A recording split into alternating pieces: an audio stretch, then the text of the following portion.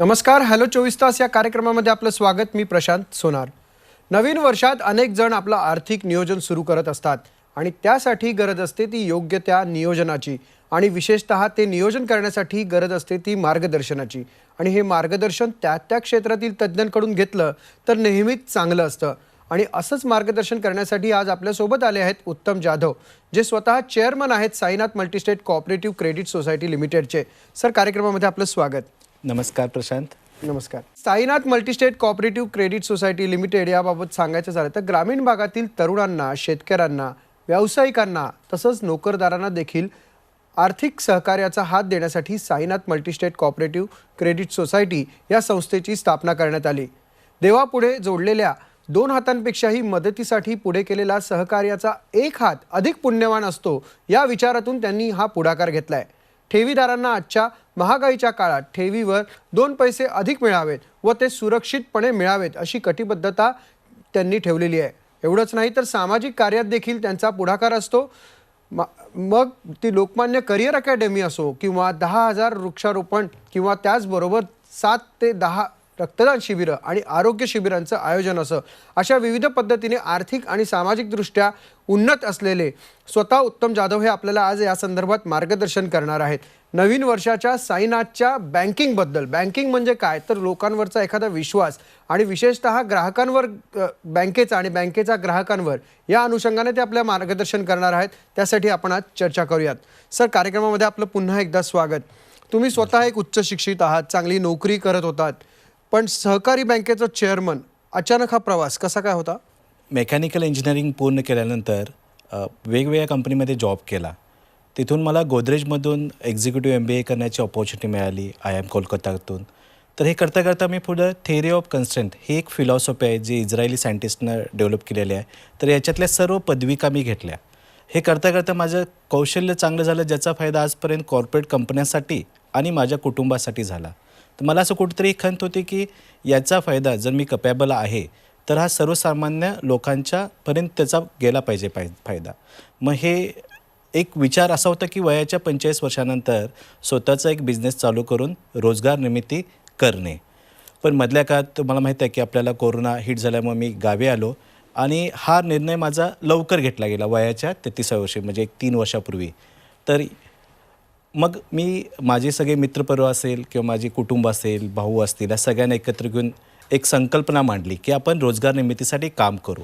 मग त्यावेळी आम्हाला 3 ऑप्शन होते. म्हणजे मी ते 3 ऑप्शनच निवडले होते जेणेकरून ज्याच्यामध्ये कधीही जसा पुन्हा जरी कोरोना आला तर कधीही ह्याला म्हणजे अविरत चालू राहतील. एक तर होतं आरोग्य क्षेत्रात काम करायचं, दुसरं होतं शिक्षण आणि तिसरं होतं बँकिंग. तर यामध्ये आम्ही बँकिंग निवडलं कारण की बँकिंग हा असं क्षेत्र आहे जे आमचा प्रमुख उद्देश आहे रोजगार निर्मिती. तर यातून तो डायरेक्ट पण होईल आणि इनडायरेक्ट पण होईल. ज्या उद्योगधंद्यांना आम्ही फायनान्स करू तिथून पण इनडायरेक्ट रोजगार निर्मिती होईल. तर हे करून आम्ही सगळ्यांनी एकमत करून मग हा प्रवास चालू झाला. 3 वर्षापूर्वी राधानगरी अर्बन या नावाने आम्ही एक छोटंसं रोपटं लावलं होतं. ते आज साईनाथ मल्टीस्टेट या नावापर्यंत आम्ही पोचलेलो आहे. आता हे करता करता आम्हाला बरीच चॅलेंजेस होती. त्यातलं सर्वात मोठं चॅलेंज होतं ते लोकांची विश्वासार्हता मिळवणे आणि ती टिकवणे. ह्याच्याबरोबर इतर बरीच छोटी छोटी आव्हानं होती, जसं सुरुवातीला फंड रेज करणं, लोकांना एकत्र करणे. पण ते आम्ही सगळे पार करत करत आज आम्ही इथपर्यंत पोचलेलो आहोत. नक्कीच. पण हे इतकं सोपं नव्हतं. तुम्ही म्हणालात आव्हानं, पण एखादं सांगू शकाल एखादं त्या?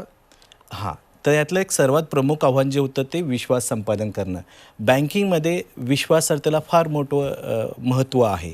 आज जर तुम्ही बघायला गेलात सहकार क्षेत्रामध्ये बऱ्याच सहकार संस्था, आज कोल्हापूर आणि पश्चिम महाराष्ट्र किंवा एंटायर महाराष्ट्र बघितला तर 6 कोटी जनता ही सहकारावर अवलंबून आहेत. तर हे विश्वास निर्माण करताना आमच्याकडे सहकारमधला अनुभव नव्हता, पण बँकिंगमधला होता. तर सुरुवातीला लोकांना समजावून सांगणं की आम्ही का करतोय, बँक का करतोय, ही सुरुवात माझ्या कुटुंबापासून मी केली. त्यानंतर माझा मित्रपरिवार, तर यांना मी समजावून सांगितलं की आपण बँकिंग का करायचं आहे, बँक का काढायची आहे. मग त्यानंतर आम्ही लोकांच्यापर्यंत गेलो. गेले 3 वर्षे मी आणि माझी टीम सतत आम्ही लोकांना आजही भेटत असतो. त्यांना त्यांच्या शंकेचं सगळं निरसन करतो. त्यांना आमच्या योजना, आमचे विजन आम्ही समजावून सांगतो. हे करता करता आम्ही यशस्वी झालो की त्यांना आमचं जे विजन आहे ते लोकांना पटलं आणि जे आम्ही बोलतोय तेच आम्ही करत होतो ते लोकांनी अनुभवलं. बरं, हे करता करता आम्ही सभासदाभिमुख योजना आणल्या. फॉर एक्झाम्पल आम्ही आमच्या पहिल्या 5,000 सभासदांना लाईफ टाईम कायमस्वरूपी त्यांना 5 लाखाचा अपघाती विमा देऊन सुरक्षा केलेला आणि असं करणारे भारतातले आम्ही एकमेव आहोत. सोबत आम्ही बँकिंगचा कुठलाही सेवा शुल्क आकारत नाही आमच्या कस्टमरला. IMPS, RTGS, NEFT ह्या सुविधा मोफत देणारे पण आम्ही देशात एकमेव आहोत. हे करता करता आम्ही 365 दिवस आमच्या सभासदांना बँकिंग सेवा पुरवत आहोत. या सगळ्यांचा एकत्रित विचार जर आज आम्ही केला तर जवळपास लोकांची विश्वासार्हता आम्ही एवढी संपादन केलेली आहे की आज आमच्या साईनाथ परिवारामध्ये 39,000 अवर्ग सभासद आहेत. तसं बघायला तर आज एवढे सभासद करायला 50-50 वर्षे पण काही संस्थांना जमलेलं नाही. तर एक हे आमच्या जिल्ह्यातलं पण रेकॉर्डच आहे. तर आज हळूहळू आम्ही सभासदांची विश्वासार्हता जिंकलेली आहे. ती यापुढे टिकू आणि यापुढेही या परिवारात अजून नवीन नवीन सभासद आम्ही ॲड करत जाऊ. पण तुम्ही म्हणालात की लोकांचा विश्वास तुम्ही जिंकत गेलात, पण अर्थ साक्षर करणं हे थोडंसं कुठल्या पद्धतीचं एक आव्हान तुम्हाला वाटलं का? तसं बघायला गेलं तर बऱ्याच लोकांना एकच प्रश्न होता की तुमच्या ठेवीला ज्या आम्ही ठेवी ठेवतोय किंवा जे आम्ही बँकिंग करणार आहे याला सुरक्षितता काय? बरोबर. जर तसं बघायला गेलं तर ते त्यांचा प्रश्न बरोबर आहे आणि मला आजपर्यंत 3 वर्षात विचारलेला सगळ्यात जादा प्रश्न हाच आहे की साईनाथची सुरक्षितता, सभासदांची सुरक्षितता काय? तर मी त्यांना सांगेल की साईनाथची सभासदांच्या सुरक्षेच्या आधी साईनाथची सुरक्षितता इम्पॉर्टंट आहे. संस्था सुरक्षित तर तिचा सभासद सुरक्षित, तिचा ठेवीदार सुरक्षित. तर याच्यामध्ये मी एक 4-5 पॉईंटमध्ये मी तुम्हाला सांगतो. तर पहिला पॉईंट असा आहे की साईनाथ आज एक भारत सरकारच्या सहकार मंत्रालयाच्या अंडर रजिस्टर संस्था आहे जिचा रजिस्टर नंबर 540 आहे. तर आम्ही एक जबाबदार संस्था आहोत. दुसरा पॉईंट मी म्हणेल की आम्हाला RBIच्या गाईडलाईननुसार आणि सेंट्रल रजिस्टरच्या गाईडलाईन्सनुसारच ठेवी स्वीकाराव्या लागतात आणि आम्ही तशाच स्वीकारतो आणि आमचं कर्ज वाटप जे होतं ते त्याच नियमावलीनं होतं. ती पण एक सुरक्षितता आहे. आता तिसरा पॉईंट असा आहे की आम्ही फक्त आणि फक्त सुरक्षित कर्ज वितरण करतो. त्याच्यामध्ये जर तुम्ही बघाल तर सोने तारण हा कर्जाचा आमचा पोर्टफोलिओ आज तसं बघायला गेलं तर आमची एक राधानगरी अर्बन जुनी संस्था पण आहे. तर दोन्ही मिळून जर मी बघितलं तर 76% आज आमचं सोने तारणच आहे, 14% आमचं ठेव तारण आहे. तर एकंदरीत विचार जर केला तर सिक्युअर कर्ज फक्त आम्ही देतो. तर ही पण एक सुरक्षितता आहे माझ्या सभासदांसाठी. आणि लास्टचा पॉईंट असा पण आहे, चौथा पॉईंट, की आजपर्यंत आम्ही गेल्या 2 वर्षात 0 NPA मेंटेन केलेला आणि यापुढे तू करू. कारण की हा सर्वात महत्त्वाचा पॉईंट आहे, हे 0 NPA म्हणजे आमचा कर्ज थकीत नसणार आहे. जर तुम्ही बघितला तर जो विश्वासार्हतेचा प्रश्न आला, सुरक्षिततेचा प्रश्न आला, तो इथूनच आला की मग बाकी संस्था किंवा बँका मोठ्या मोठ्या अडचणीत आला. तर मी ज्यावेळी बँकिंग चालू करायचं होतं त्याच्या आधीच हा अभ्यास केलेला होता की कुठल्या गोष्टी मग बँक अडचणीत येऊ शकते. तर सगळ्यात महत्त्वाची गोष्ट किंवा सगळ्या बँकेचं किंवा सगळ्या संस्थेचं एकच कारण होतं की त्यांना कर्ज वसुली करता आली नाही म्हणून त्या प्रॉब्लेममध्ये आल्या. बरोबर. तर मग ह्याच कारणशी मी मुळापर्यंत गेलो. फॉर एक्झाम्पल, कर्ज वसुली का करता नाही आली? मग ह्याची मला अनेक कारणं भेटलीत. काही ठिकाणी संचालक जे किंवा मॅनेजमेंट मंडळ होतं त्यांना बऱ्यापैकी बँक कसं चालवायचं ह्याचा अनुभवपेक्षा मी म्हणेल की नॉलेज, कारण की बँकिंग हा पण बिझनेस आहे, ते नॉलेज थोडं कमी होतं. काही ठिकाणी एम्प्लॉई त्या लेवलचे नव्हते, एम्प्लॉईकडे ते नॉलेज कमी होतं. काही ठिकाणी जी कर्ज गेली ती चुकीची गेलीत, जी वसुलीला प्रॉब्लेमॅटिक झालीत. आणि अजून एक महत्त्वाचं कारण निघाले की काही संस्थेने ना कर्ज वसुली ज्या ताकदीनं केली पाहिजे तर ती केली नाहीत. कारण की बँकेचं कामच आहे ठेवी घेणे, कर्ज देणे आणि ते वसूल करणे. काही प्रमाणात आज राष्ट्रीयकृत बँका पण, आज SBI पण रिकव्हरी करते, तर ही झाली नाहीत. असो, एकंदरीत मला एकच कारण मिळालं की कर्ज वसुली झाली नाही तर बँक प्रॉब्लेममध्ये येऊ शकते. मग आम्ही ह्याच्यावर सोल्युशन काढलं की अशी कर्ज द्या की जिला वसुलीला गरजच लागली नसली पाहिजे. मग त्यातूनच उगम झाला की सोने तारण कर्जाच्या किंवा सिक्युअर मॉर्गेज कर्जाच्या बाहेर आपण नाही जाणं. मग या सर्वांचा एकंदरीत तर मी जर विचार केला, मी फक्त रिपीट करतो की एक बहुराज्य मल्टीस्टेट कंपनी जी भारत सरकार अंडर रजिस्टर्ड आहे, जिचा NPA आज तागत 0 आहे, जिचा फक्त सिक्युअर कर्ज देतात आणि RBIच्या गाईडलाईननुसार काम करते. तर एकंदरीत विचार केला तर माझी संस्था सुरक्षित आहे, म्हणून माझा ठेवीदार सुरक्षित आहे आणि म्हणून मला विश्वासार्हता दिवसेंदिवस वाढत पण आहे. तुमचा वार्षिक सरासरी हा व्याजदर सुद्धा चांगला आहे ठेवीवरती, साधारण 10 ते 11च्या सुमारास तो आहे, 10 ते 11%. तर त्याच्या मागचं काय गणित आहे? कारण शेवटी हे सगळं बिझनेस आहेत तुम्ही जसं म्हणालात, तर काय मागचं गणित आहे? मी आता याचं थोडक्यात गणित सांगेन. आज जे आपण बघतोय ती फक्त ठेव बघायला लागलोय, म्हणजे जी आमच्याकडं मुदत ठेव, फिक्स्ड डिपॉझिट येते किंवा रिकरिंग डिपॉझिट. तर माझ्याकडे येणारा पैसा मी जो बघतो ॲज अ बिझनेसमॅन तो हा एक टप्पा आहे. नो डाऊट तो सगळ्यात मोठा व्हॉल्यूम आहे आणि तो टॉपचा आहे. पण त्याच्याखाली माझ्याकडे अल्पमुदत ठेव आहे, पिग्मी ठेव आहे, जी वार्षिक 9% आहे. त्याच्याखाली माझ्याकडे कासा हा सगळ्यात मोठा पॉईंट आहे, गेम चेंजर आहे, की माझ्याकडे सेविंग आणि करंट खाते घेण्याची आज माझ्याकडे परमिशन आहे. आणि कासावर मी ह्या सेविंग आणि करंट अकाउंटवर वार्षिक 6% व्याजदर देतो. जर तुम्ही ओव्हरऑल बघितलं असाल जे मी सभासदांना, माझ्या खातेदारांना, माझ्या ठेवीदारांना देणं लागतो, याचं जे ॲव्हरेज आहे ना ते माझं 9.83% आहे. म्हणजे 10%पेक्षाही खाली माझा रेट आहे. आता हा पैसा माझा जातो कर्जाला जर बघितला, माझ्या ठेवीला चांगला दर आहे तर मी म्हणतो माझ्या कर्जाला पण 2% माझे महागच असतील. तर माझ्या कर्जाचा रेट काही ठिकाणी 12% आहे, काही कर्जांना 15% आहे, काही कर्जांना 18% आहे. ॲव्हरेज जर माझं सध्याचं बघितलं तर 14.26 आहे, जे मी कर्ज स्वरूपातून माझ्या कर्जदाराकडनं वसूल करतो. आता माझं 12%चं कर्ज 50%च्या आसपास असल्यामुळे हा व्याज ॲक्च्युली जो डिफरन्स आहे तो 4-4.5% माझ्याकडे आहे, पण तो माझ्यासाठी सफिशियंट आहे. नियमावली सांगते की 7.5% डिफरन्स तुम्ही ठेवू शकता तुमच्या जास्तीत जास्त ठेव दरात आणि कर्ज दरात. तर ह्या सगळ्यांचा विचार केला तर माझ्याकडे एक 4-4.5% मार्जिन राहते. तर माझी भावनाच आहे की माझ्या सभासदांना सुरक्षित फर्स्ट आणि 2% जादा ठेवी व्याजदर मिळावा म्हणून मी काही ठिकाणी सिनियर सिटीजनला 11.5% वार्षिक व्याजदर देत आहे. आणि मी नुसत्या कर्जातूनच नाही, माझी संस्था क्रॉस सेलिंग पण करते. आज मी बँकिंगमधनं आलो आहे, बँकिंगचा अनुभव आहे. तर बँका काय करतात, क्रॉस सेलिंग प्रॉफिटचं ते सगळ्यात मोठं साधन आहे. आज जर तुम्ही बघितला तर 3.5% ते 4%च्या आसपास बँकेचा पण NPA आहे, तरीही बँका का प्रॉफिटमध्ये आहे. त्याचं एकच उत्तर आहे की क्रॉस सेलिंग. तर माझी संस्था इन्शुरन्स विकते. आज आमचा जो खर्च आहे ह्यातला मोस्टली सगळाच पार्ट आम्ही इन्शुरन्समधनं कव्हर करतो. आणि ह्याच्यासोबत आम्ही DSA लोन पण देतो काही बँकेचे, ज्याच्यामध्ये आम्ही 1-2% कमिशन कमवतो. सो एकंदरीत विचार केला तर माझी संस्था प्रॉफिटेबल आहे. आणि माझं विजन आहे की माझ्या ठेवीदारांना 2 पैसे जादा मिळायला पाहिजे. तर हे सगळं गणित मी एका वाक्यात सांगेन की दीर्घ मुदतीची ठेव आणि अल्प मुदतीचे कर्ज, ज्याच्यामध्ये मला एका वर्षात 2 प्रोसेसिंग फी पण मिळू शकेल आणि माझ्या सभासदांना 2 पैसे जादा सुरक्षित देता येतील. तर नक्कीच तुम्ही कर्जाचा विषय काढला, पण बँकिंगसाठी चांगला कर्जदार मिळवणं हे देखील एक खूप मोठं आव्हान असतं. ते तुम्ही कसं पेलता? हा पण एक इम्पॉर्टंट प्रश्न आहे. आमचे RBIची रिजनल DGM ज्यावेळी आमच्या ओपनिंगला आले होते त्यावेळी पण त्यांनी हाच प्रश्न केला होता. मी त्यांना सिम्पल उत्तर दिले होते की बँका किंवा फायनान्स ह्या फक्त टॅक्स पेअरना कर्ज देतात जे 5% आहेत. मे बी त्यांचं कुटुंब तुम्ही जोडलं तर टोटल लोकसंख्येच्या 20% जनता अशी आहे की ज्यांना बँक आणि फायनान्स आहे. तर 80% ही जनता ही संस्था, सहकारी संस्था किंवा माझ्यासाठी आहे. तर हे एक आहेच. आणि मला अजून एक प्रश्न विचारले जातात लोकांच्या या संदर्भात आहे म्हणून मी बोलतो की साईनाथ सोने तारण कर्जालाच महत्त्व देणार किंवा तेच जादा करायचं म्हणते, तर हा पण कर्जदार कसा शोधणार? तर मी ओव्हरऑल अभ्यास केला. सगळ्या जे सोनाराकडनं सोनं जातं, जे फायनान्सकडनं सोनं जातं आणि बँकेकडनं पण सोनं जातं. जर आमच्या जिल्ह्याचा विचार केला तर एक गृहीत धरायला आकडा, काही आकडे मला मिळाले नाहीत, तर एक अंदाज असा आहे की वार्षिक 10,000 कोटीची मागणी आहे सोने तारण कर्जाची. आणि मला असं वाटतं की 1,000 कोटीपर्यंत मी जायचपर्यंत मला दुसरीकडे जायची गरज नाही आहे. आणि या लोकांच्यापर्यंत मला फक्त आधी पोचायचं आहे. जर मी विचार केला तर काही फायनान्स ज्याच्यात पेनल्टी वगैरे इन्क्लूड केली तर महिन्याला 2% हा व्याजदर लावला गेलेला आहे गोल्ड लोनला. काही ग्रामीण भागात तर प्रत्येक ग्रामीण भागात H and H सोनाराकडे लायसन पण आहे, जे महिन्याला 3% दरानं हे कर्ज पुरवठा होत आहे. तर मी असं म्हणतो की इथं मी बेस्ट माझी युनिक सेलिंग प्राईस, मी त्यांना सर्व्हिस चांगली देईन आणि माझा व्याजदर 1 ते 1.5%च्या आसपास असेल बेस्ड ऑन ते तोळ्याला किती पैसे घेतात. तर माझ्यासाठी फार मोठं मार्केट आहे. आणखी एक महत्त्वाचा पॉईंट आहे, माझ्याकडे आज 61 पतसंस्था सभासद आहेत, ज्या इटसेल्फ छोट्या छोट्या बँकाच आहेत.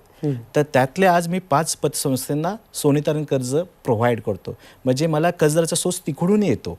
चांगला कर्जदार शोधणं हे माझ्यासाठी चॅलेंज राहिलेलेच नाही. इनफॅक्ट मला फंडची कमी पडेल कर्ज वाटायला, अशी सिच्युएशन येईल त्या काही महिन्यात. चांगलं आहे. सोने खरेदी कर्ज योजना नेमकी कशी आहे? कारण सोन्याचा तुम्ही विषय काढलाच आणि त्याचा फायदा कसा होतो सभासदांना? हां, तर मी आता असं म्हणेल की हा पहिल्याच प्रश्नाचा एक संलग्न पाठ समजा.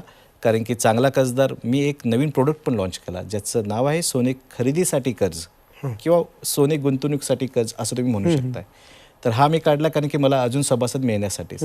तर नेमकी ही योजना काय? कारण की आज बऱ्याच लोकांच्यात हे कन्फ्युजन आहे, कारण की याच्या आधी कधी या पद्धतीचं कर्ज त्यांनी बैठलेलंच नाही. तर मी ह्याच्यावर जसं सविस्तर बोलेन.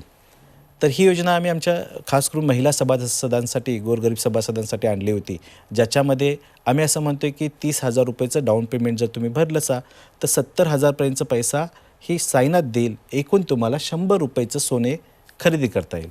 आज जर तुम्ही आता विचार केला तर बऱ्याच महिला किंवा लोकांना सोन्याच्या बिशी आहेत. म्हणजे 12 महिने ते सोन्याचा हप्ता भरतात, 13व्या महिन्यात ती सोन्याची पिढी त्यांना पैसा देऊन 13व्या महिन्याच्या भावाने सोने खरेदी करायचं आहे. महत्त्वाचा पॉईंट आहे. मे बी 13व्या महिन्यात तोपर्यंत सोन्याचा भाव वाढला पण असेल. बरोबर, साहजिकच वाढतोच. हां, वाढतोच. वेरज मी काय म्हणतोय तर आजच्या भावानं तुम्ही सोने खरेदी करा. तर हा एक सगळ्यात मोठा पॉईंट आहे. दुसरा पॉईंट असा आहे की सोन्याच्या बिशीमध्ये 1 वर्षाचीच तुमच्याकडे मुदत आहे. मी असं म्हणतो की तुम्ही 5 वर्ष मुदतीने पैसे फेडा, पण खरेदी आजच करा. जर तुम्ही विचार केला तर 5 वर्षापूर्वीचा जर इतिहास बघितला तर सोने 5 वर्षात डबल झालेला आहे. इतिहासाची नेहमी पुनरावृत्ती होते. समजा ते 5 वर्षात डबल झालं तर तुमच्याकडं आज 1 लाख रुपयाचं ज्यावेळी तुम्ही सोनं घेणार होता तर त्याची व्हॅल्युएशन 6 लाख होऊ शकेल, कारण की 2 लाख आम्ही प्रोव्हाइड केले जातात. अजून एक महत्त्वाचा पॉईंट आहे. आता ह्या कर्जाचं डिटेल थोडं मी सांगतो. ह्याचा जर व्याजदर जर तुम्ही बघितला असा तर तो वार्षिक 12% रिड्युसिंग आहे. याचाच अर्थ काय, इफेक्टिव्हली कस्टमरना 6,500 लाखाला व्याज बसतं, कारण की ते जी मुद्दल येते ती मी दुसऱ्या कस्टमरला देतो, परत वार्षिक 12% रिड्युसिंग, संस्थेला 12%च मिळेल, पण इफेक्टिव्हली सभासदाला 6,000-7,000च पडते लाखाला. अजून एक पॉईंट असा आहे की याच्यामध्ये आम्ही कुठलीही पेनल्टी किंवा फोरक्लोजर चार्ज लावत नाही. जर तुमच्याकडे एक्स्ट्रा पैसा असेल तर तुम्ही आधी भरून कर्जाचा व्याजाचा हप्ता कमी करू शकताय. जर तुम्हाला मध्ये गरज लागली तर तुम्ही त्यावर टॉपअप पण घेऊ शकताय आणि तुम्ही कधीही लोनमध्ये क्लोज करून तुमचं सोनं सोडू शकताय. तर इतकी सुंदर योजना माझ्या मते कस्टमरपर्यंत कोणी दिलेली नाही, ती आम्ही आमच्या सभासदापर्यंत आणलेली आहे. पण हे झालं सोन्याच्या बाबतीत. इतरही संस्था काही वेगवेगळ्या पद्धतीने लोकांना म्हणजे ग्राहकांसाठी योजना काढत असतात. मग साईनाथ मल्टीस्टेट वेगळी कशी काय? मी असं सांगेल, आमच्याकडे काही अशा योजना आहेत ज्या युनिक आहेत. बाकी संस्थेकडे त्या मे बी काही संस्थेकडे असतील, पण मी असं म्हणतो की सर्वप्रथम आम्ही आमच्या सभासदांनाच आमचा परिवार मानतो. मग त्यांच्यासाठी आम्ही अशा काही योजना आणल्या आहेत ज्या त्यांच्या कशा अधिक फायद्याच्या असतील. तर त्यातली एक ठेव योजना मी सांगेन की जी आहे साईनाथ पेन्शन ठेव योजना, ज्याच्यामध्ये आम्ही 2 वर्षाच्या वरील ठेवीला 1 लाख रुपयाच्या ठेवीवर 1,000ची महिना पेन्शन देतो. कारण की आम्ही आज समजतो की आज पेन्शनची गरज आहे. आज जे रिटायर्ड लोक झाल्यात किंवा जे शेतकरी लोक आहेत, पण आज महिन्याचा खर्च सर्वांना आहे, सर्वांना सॅलरी आहे. पण तुम्ही जर बघितलं, आज हा ज्वलंत प्रश्न पण आहे की जुनी हक्क संघटनेचा की पेन्शन मिळावी. आमच्या त्यांच्याशी सहानुभूती आहेत, पण आम्ही असं म्हणतो की आज तुम्हाला अशी एक संधी आहे की तुम्ही महिन्याला इन्कमचा सोर्स आमच्याकडनं उपलब्ध करू शकताय. आणि याच्यामध्ये तुम्हाला लॉक पण नाही लावलं. तुम्हाला ज्या दिवशी पाहिजे त्या दिवशी तुम्ही तुमची ठेव मोडू शकताय आणि विदाऊट पेनल्टी ती परत मिळेल. आणि महिन्याचा परतावा तुम्हाला तर मिळतच आहे. जो आम्ही वार्षिक तसं बघाल तर तो लाखाला 1,000 रुपये आपण देत आहोत. तर ही एक माझी अशी योजना आहे की जी सभासदांसाठी मला इतर संस्थेपेक्षा वेगळे करते. आताच आपण बोललो की सोने खरेदी योजना, जी सोने खरेदीसाठी जी आपण कर्ज द्यायला लागलो आहे, ही पण एक आहे की जी बाकी कुठे संस्था देत नाहीत. अजून एक पॉईंट म्हटला तर मी माझ्या सभासदांना कुठलाही बँकिंग सेवा शुल्क लावत नाही आहे. आज जर बघितलं तर 365 दिवस बँकिंग आहे, मोफत IMPS RTGS सुविधा मी द्यायला लागलो आहे. तर ह्या अशा काही योजना आहेत ज्या मला इतर संस्थेपेक्षा वेगळ्या बनवतात आणि माझ्या सभासदांना त्याचा लाभ मिळतोय, ते त्यांनी यापुढे घेत राहावं. उत्तम साहेब, पण तुमच्या भविष्यातील धोरणं काय आहेत मल्टीस्टेटच्या अँगलने? साईनाथचं भविष्यातलं धोरण जर विचाराल तर सर्वप्रथम आम्हाला कोल्हापूर जिल्हा संपूर्ण कव्हर करायचा आहे. त्यानंतर महाराष्ट्र आणि कर्नाटकपर्यंत जायचं आहे. आज बघितलं तर 100 कोटीकडे यशस्वी वाटचाल आमचा बिझनेस करत आहे, तर तो उद्या 1,000 कोटीपर्यंत घेऊन जायचा आहे. आज आमचं जे मुख्य कारण होतं ते होतं की रोजगारनिमित्त. आज आम्ही आमच्या ग्रुपच्या माध्यमातून 225 रोजगार दिलेले आहेत. तर येत्या काळामध्ये ते 1,000पर्यंत न्यायचे आहे आम्हाला लवकरात लवकर. अजून एक सहकार से समृद्धी भारत सरकारची जी योजना आहे ते आम्हाला आमच्या सभासदापर्यंत आणि आमच्या संस्था सभासदापर्यंत पण घेऊन जायचे आहे. आमच्याकडे आज 61 पतसंस्था सभासद आहेत, तो 500पर्यंत आमचा आकडा हा वाढवायचा आहे. अजून बघितला तर बँक आपल्या दारी हा कन्सेप्ट आम्हाला लोकांच्यापर्यंत घेऊन जायचा आहे. अजून एक गोष्ट आहे की आम्ही पिग्मी कर्जाला पण जो एक मोठा फोकस द्यायचा म्हणतो आहे, कारण की जो पिग्मीतनं पैसा येईल तो त्या मायक्रो फायनान्सला जाईल, जिथं आज फार मोठं पोटेन्शियल आहे आणि ती आज गरज आहे माझ्या सभासदांची. हां, फक्त ठेवीचा पैसा मी लोनलाच, गोल्ड लोनलाच देणार आहे, त्यामुळे हे कन्फ्युजन नसावं. मी 100% सिक्युअरच जाणार आहोत. पण एक उद्योगधंदे नवे उभारतील, त्यातनं नवीन रोजगार उपलब्ध होतील, हे पण उद्दिष्ट माझं सॉल्व्ह होईल. आता हे सोडून माझ्या संस्थेच्या प्रॉफिटसाठी माझा जो इन्शुरन्सचा पोर्टल बिझनेस आहे तो मला वाढवायचा आहे. आम्ही काही सामाजिक कार्य पण करतो. आम्ही वृक्षारोपण केलेलं आहे पर्यावरणामध्ये. आम्ही शैक्षणिक संस्था एक चालवतो जी लोकमान्य करिअर अकॅडमी आहे, ज्याच्यामध्ये महाराष्ट्रातली सर्वात कमी फी असणारे निवासी संकुल आहे. आणि आम्ही आरोग्यासाठी पण कामं करतो. आज आम्ही बरीच आरोग्य शिबिरे पण घेतलेले आहेत आणि यामध्ये आम्हाला भरीव कामगिरी करायचं आहे. तर येत्या काळात साईनाथ परिवार याच्यावर पण मोठ्या प्रमाणात काम करेल. नक्कीच तुम्ही साहेब इथे आलात आणि खूप चांगल्या पद्धतीने माहिती दिलीत आणि विशेषतः तुमचे जे बँकेचे उद्दिष्ट आहेत ते चांगल्या रीतीने पूर्ण होत, जेणेकरून त्या सभासदांना देखील फायदा मिळावा. याच नवीन वर्षाच्या एक शुभेच्छांच्या अनुषंगाने आपण विचार करूयात आणि त्याबद्दल इकडे माहिती सांगितली त्याबद्दल आपले धन्यवाद. धन्यवाद. तर G24च्या करोडो प्रेक्षकांना आणि साईनाथ मल्टीस्टेटच्या हजारो सभासदांना नवीन वर्षाच्या खूप खूप शुभेच्छा. धन्यवाद. तर उत्तम जाधव साहेबांनी आपल्याला त्यांच्या मल्टीस्टेटचं बँकिंगच्या संदर्भात साईनाथचं बँकिंग जे केलेलं आहे त्यांनी आतापर्यंतचं आणि तुम्ही जे करणार आहात त्याबद्दल वेगळ्या पद्धतीने आपल्याला माहिती सांगितली. अर्थातच तुम्ही या सगळ्या गोष्टींचा योग्य तो अभ्यास करून नियोजन करून त्यामध्ये गुंतवणूकही करा आणि तुम्हाला देखील चांगल्या पद्धतीचा फायदा होत हीच अपेक्षा व्यक्त करूयात. धन्यवाद.